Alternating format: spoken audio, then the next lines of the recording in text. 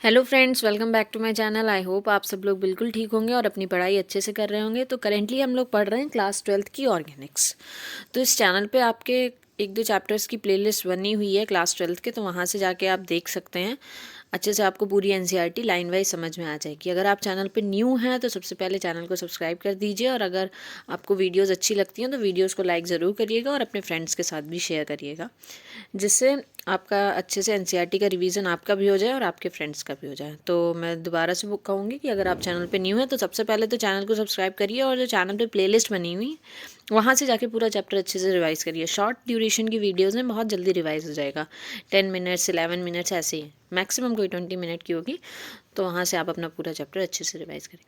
तो जो previous video थी उसमें हम लोगों ने न्यू चैप्टर स्टार्ट किया, अल्कोहल, फिनॉल्स एंड ईथर।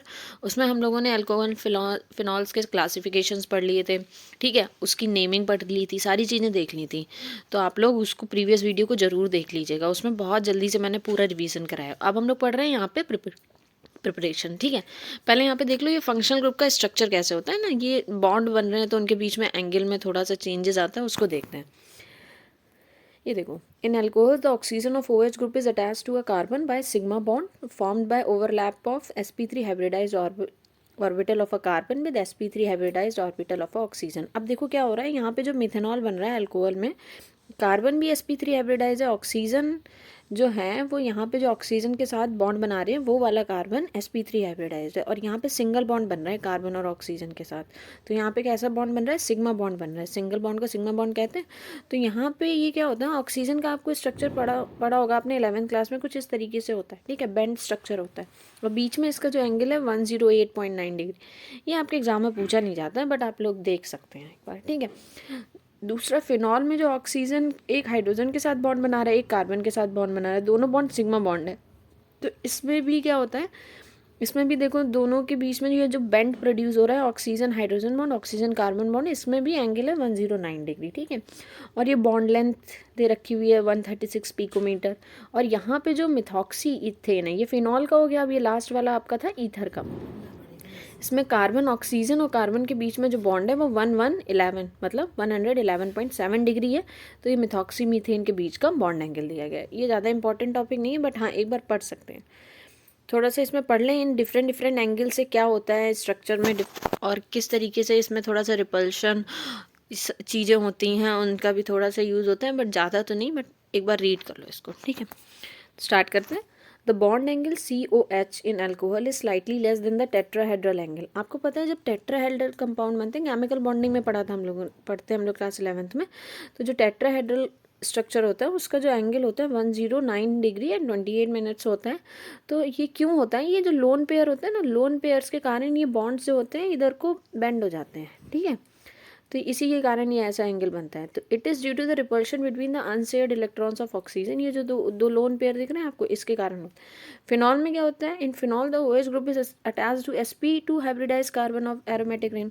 अब ये जो एरोमेटिक रिंग होती है, ये वाला जो कार्बन होता है ये डबल बॉन्ड बना रहा होता है, ठीक है। तो यहाँ पे जो कार्बन ऑक्सीजन बॉन्ड होती है वो थोड़ी सी कम हो जाती है, यहाँ वाले कार्बन ऑक्सीजन बॉन्ड की बात कर रहे हैं, ठीक है।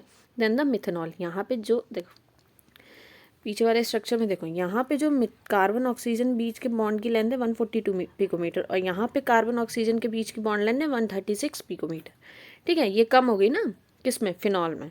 बस वही बताया गया क्यों हुआ। ये पार्शियल डबल बॉन्ड करेक्टर आ जाता है किसमें, जब ये आपका मान लीजिए बेंजीन रिंग है, तो ये यहाँ पे जो कार्बन लगा हुई है इस वाले ऑक्सीजन के साथ ना पार्शियल डबल बॉन्ड करेक्टर आ जाता है उसमें।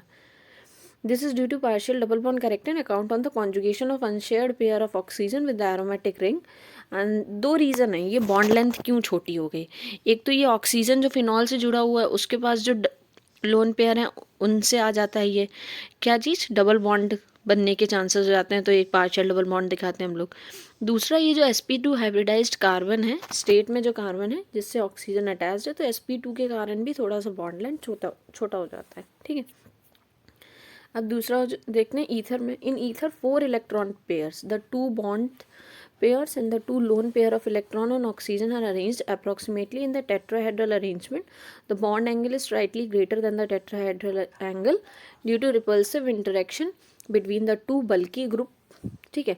And the CO bond length is 141 pico, is almost same as in the alcohol. देखो यहाँ पे एंगल थोड़ा सा बड़ा हो गया लेकिन बॉन्ड लेंथ सेम है। अब ये देखो ये टेट्राहेड्रल फॉर्म में अरेंज होते हैं तो यहाँ पे एंगल अप्रॉक्स 1 to 2 डिग्री ही थोड़ा सा इसमें चेंजेस आ रहे हैं।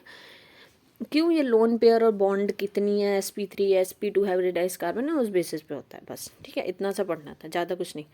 तो अब हम लोग स्टार्ट करते हैं अपनी preparation of alcohols.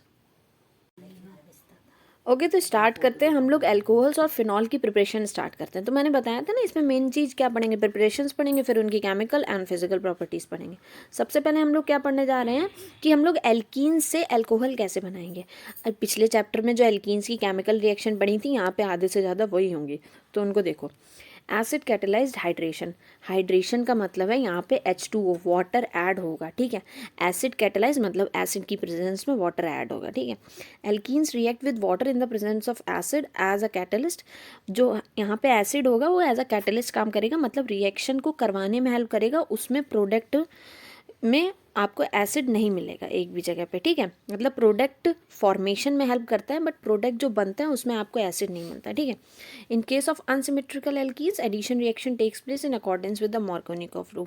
Markovnikov rules पढ़ा था ना कि पिछले चैप्टर में मैंने बताया था, तो यहाँ पे दोबारा से तो नहीं बता रही, थोड़ा सा शॉर्ट में बताऊंगी। अनसिमेट्रिकल एल्कीन्स का मतलब है कि जहाँ पे एक जगह पे ज़्यादा हाइड्रोजन है, एक जगह पे कम है। मतलब क्या होते हैं कि ये देखो, पहले तो मार्को थोड़ा सा अनसिमेट्रिकल सिमेट्रिकल एल्कीन बताती हूँ।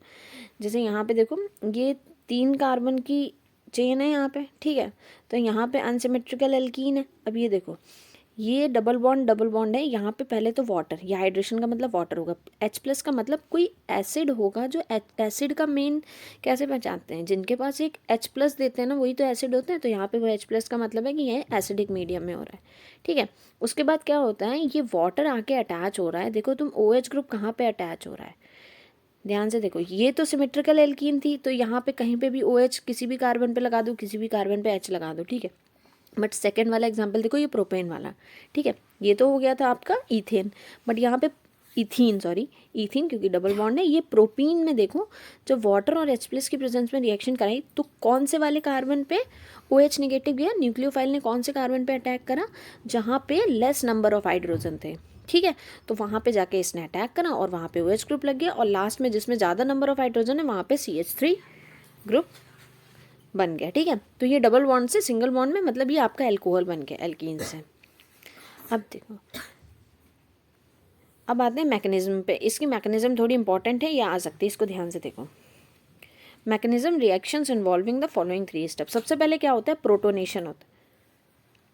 प्रोटोनेशन का मतलब यहाँ पे H+ ऐड होगा किस में। ठीक है, अब देखो, protonation of alkene to form carbocation by electrophilic attack of H3O positive. ठीक है, अब देखो यहाँ पे किस चीज़ का अटैक होता है, ये न्यूक्लियोफाइल यहाँ पे अटैक नहीं करता है। सबसे पहली चीज़ फर्स्ट स्टेप में कौन अटैक करेगा, इलेक्ट्रोफाइल, ऐसी स्पीसीज जिसको इलेक्ट्रॉन पसंद है। इलेक्ट्रॉन किसको पसंद होते हैं, जिसके ऊपर पॉजिटिव चार्ज होता है, वो अटैक करेगा। यहाँ पे क्या हुआ, जो एसिडिक हाइड्रोजन था वो वाटर के साथ कंबाइन करके इसने H3O+, इसको कहते हैं हाइड्रोनियम आयन। यहाँ पे नहीं लिखा बट याद रखिएगा, वाटर हमेशा H3O+ के फॉर्म में ही अटैक करता है। ठीक है, तो ये क्या हुआ, हाइड्रोनियम आयन बना, और ये डबल बॉन्ड है। डबल बॉन्ड वाली एरिया का मतलब है कि यहाँ पे इलेक्ट्रॉन्स ज़्यादा हैं, ये निगेटिव चार्ज वाली एरिया को कंसिडर करा जाता है यहाँ पे, और ये पॉजिटिव चार्ज है। तो क्या होता है यहाँ पे से, ये देखो हाइड्रोजन ने अपना बॉन्ड तोड़ा ऑक्सीजन के साथ, क्योंकि ऑक्सीजन 2 ही बॉन्ड बनाता है मैक्सिमम, तो इसने अपना बॉन्ड तोड़ा और खुद जाके क्या हुआ, एक कार्बन पे अटैच हो गया, इधर वाले जहाँ पे डबल बॉन्डेड कार्बन था उस पे जाके ये हाइड्रोजन किसी भी कार्बन पे अटैच हो सकता है, और इधर से आपको वाटर फिर से मिल गया। अब nucleophilic attack of water on carbocation. ठीक है, अब देखो ये कार्बोकैटायन मिल गया ना, एक कार्बन पे तो हाइड्रोजन लग गया, तो दूसरे वाले कार्बन पे पॉजिटिव चार्ज आ जाएगा, क्योंकि जब ये डबल बॉन्ड ब्रेक होगा तो एक तरफ पॉजिटिव चार्ज एक तरफ नेगेटिव चार्ज होता है। यही तो प्रोसेस होता है डबल बॉन्ड के ब्रेक होने का। ये कार्बन कार्बन है तो डबल बॉन्ड ब्रेक हुआ, तो एक तरफ जिधर को इलेक्ट्रॉन की शिफ्टिंग हो जाती है उधर को आ जाता है एक तरफ से निगेटिव चार्ज। सॉरी मैंने यहाँ पे गलत बना दिया, एक बार फिर से देख लो। ये डबल बॉन्ड है तो इधर को बॉन्ड टूट रहा है, ये नेगेटिव चार्ज, ये पॉजिटिव सेंटर हो गया। ठीक है, पॉजिटिव सेंटर बन गया मतलब ये कार्बोकैटायन बन गया। अब कार्बोकैटायन पे ये जो वाटर के लोन पेयर हैं वो जाके ज्वाइन हो जाते हैं, पूरा वाटर का ग्रुप यहाँ पे देखो ज्वाइन हो गया। ठीक है, अब फिर से वो उसी तरीके का स्ट्रक्चर बना है यहाँ पे। तो अब देखो क्या हो रहा है, ये लोन पेयर इसने पॉजिटिव वाले स्पीसीज को डोनेट करे, तो ये देखो पूरा ज्वाइन हो गया जाके वाटर। अब क्या होता है नेक्स्ट, इसी को कहते हैं nucleophilic attack of water on carbocation. Nucleophilic attack मतलब ये जो वाटर है न्यूट्रल स्पीसीज है, इसके पास इलेक्ट्रॉन्स ज़्यादा हैं, तो ये न्यूक्लियोफिलिक सेंटर है, तो ये पॉजिटिव जगह पे अटैक कर रही है, तो ये न्यूक्लियोफिलिक अटैक हो गया जाके, ठीक है, कार्बोकैटायन पे। उससे पहले क्या हुआ था, इलेक्ट्रोफिलिक अटैक हुआ था, क्योंकि पॉजिटिव स्पीसीज ने जाके निगेट मतलब जहाँ पे ज़्यादा इलेक्ट्रॉन थे उस पर अटैक किया था, तो वो इलेक्ट्रोफिलिक अटैक था।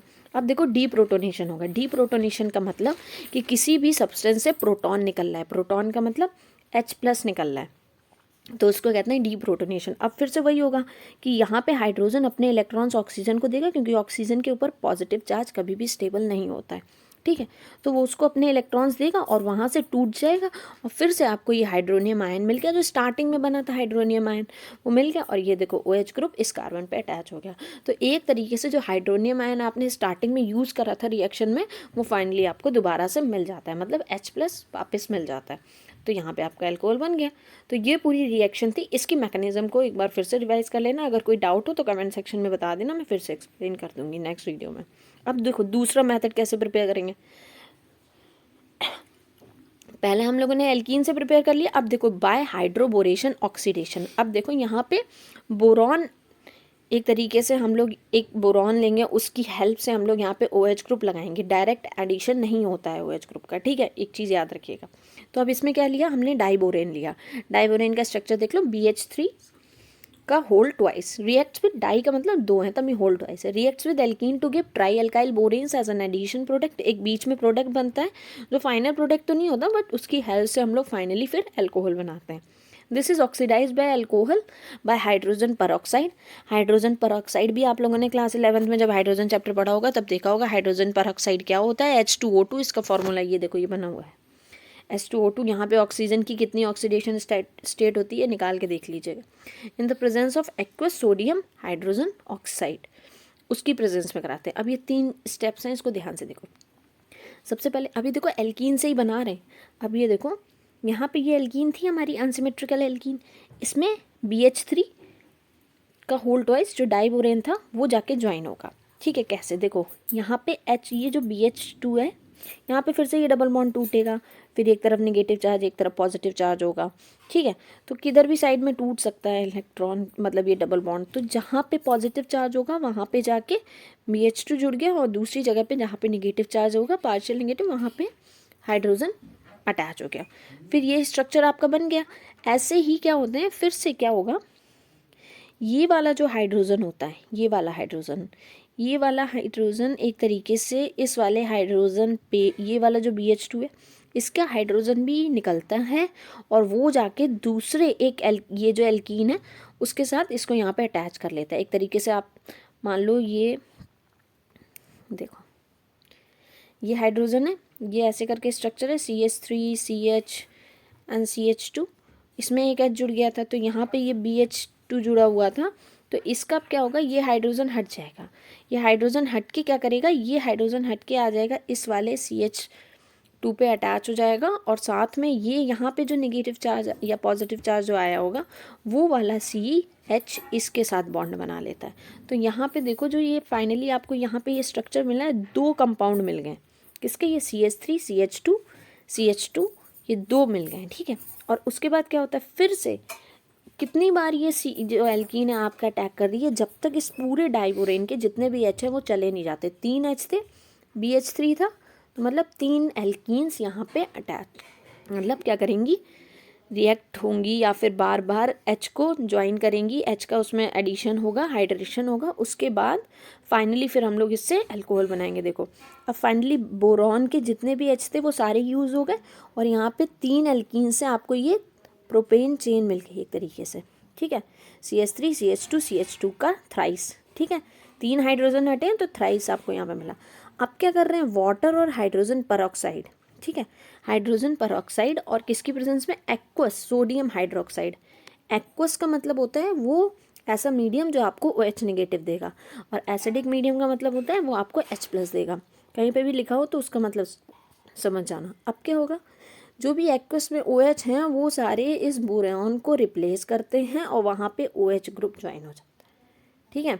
बोरॉन को रिप्लेस करके वहाँ पे OH ग्रुप ज्वाइन हो जाता है। और ये कितने मिलेंगे आपको यहाँ पे अल्कोहल? 3 मिलेंगे। और कितनी लंबी कार्बन मिलेंगे? 3 कार्बन चेन के मिलेंगे। तो ये बन जाएगा आपका प्रोपेन 1 ऑल। ठीक है, अब थोड़ा सा इसका थ्योरेटिकल पार्ट भी पढ़ लो। Addition of boron to double bond take place in such a manner that boron atom get attached to sp2 carbon. sp2 carbon मतलब double bonded carbon carrying the great number of hydrogen atom. तो boron किसके ऊपर attack करता है जाके? जिसके पास ज़्यादा carbon होते हैं। ठीक है, मार्कोनिकॉफ रूल जैसे होता है ना, उसी तरीके से जिसके पास ज़्यादा नंबर ऑफ हाइड्रोजन होते हैं वहीं पे जाके अटैक करेगा ग्रुप। ठीक है, तो यहाँ पे बोरॉन ग्रुप ने कहाँ पे अटैक करा? जहाँ पे ज़्यादा नंबर ऑफ हाइड्रोजन एटम थे। तो जो alcohol so formed is, it has been form by the addition of water to the alkene in way opposite to the Markovnikov rule. In this reaction alcohol is obtained in excellent yield. Excellent yield का मतलब है कि बहुत ज़्यादा amount में अच्छे से आपको अल्कोहल मिल जाती है यहाँ पे। ठीक है, तो अब ये फाइनली आपको ये समझ में आ गया होगा। इतना तो आपको यहाँ पे इस चीज़ का बस ये रिएक्शन आपको इतनी ध्यान रखनी है कि यहाँ पे जो ये एल्कीन ली है और उसमें जब आप डाइबोरेन के साथ रिएक्शन करा रहे हैं तो जब भी इसको बैलेंस करना हो तो यहाँ पे 3 एल्कीन लिख लेना और डायरेक्ट इस प्रोडक्ट से, ठीक है, इसको लिखना और ऊपर यहाँ पे पहले इतना बनाना और फिर फाइनली यहाँ से इतना लिख सकते हो। इतनी रिएक्शन लिख दोगे ना तो भी आपका काम चल जाएगा डाइबोरेशन में। ठीक है, बस इतना ध्यान रखना, बाकी कुछ मत ध्यान रखो। ठीक है,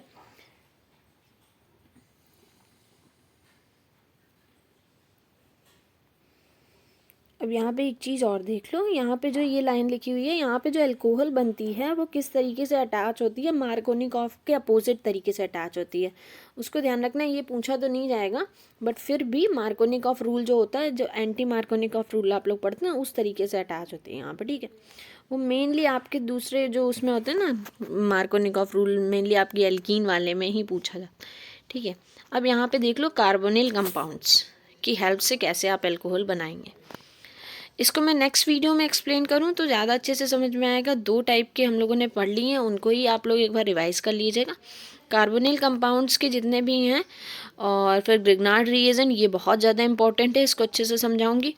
ये फिर आपकी प्रिपरेशन अल्कोहल की कंप्लीट हो जाएंगी। फिनॉल की भी जल्दी कंप्लीट करवा दूँगी और चैप्टर ट्राई करूँगी कि जल्दी से जल्दी आपका ये कंप्लीट हो जाए। अगर आपको वीडियो पसंद आ रही हो तो वीडियोस को लाइक ज़रूर करिएगा, इसे अपने फ्रेंड्स के साथ भी शेयर करिएगा। और अगर आप चैनल पे न्यू हैं तो सबसे पहले चैनल को सब्सक्राइब कर दीजिए। Okay, so make sure to like, share and subscribe the channel. Thank you for watching the video.